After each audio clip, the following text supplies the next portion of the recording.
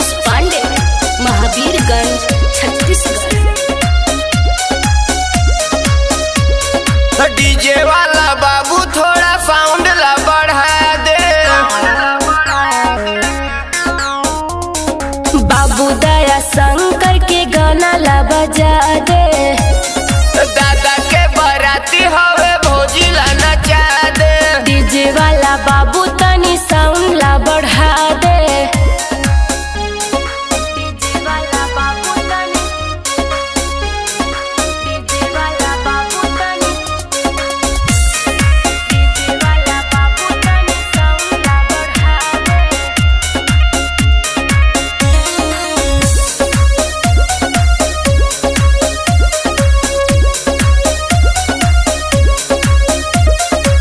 लागो थे ऐसे की मेला हवे, छोड़ा या छोड़ी करेला हवे, छोड़ा या छोड़ी करेला हवे।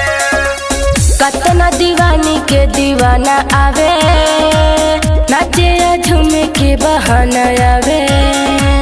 नचे बर मन है तो जल्दी जोराना।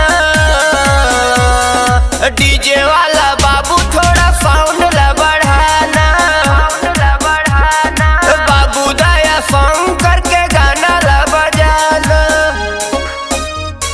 बाबू दया शंकर के, बाबू दया शंकर के,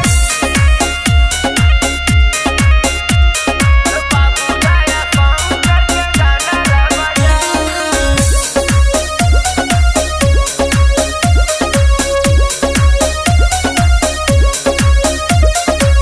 देखी ले नाचे स्टाइल वाली, नैना कटारी मिसाइल वाली, नैना कटारी मिसाइल वाली।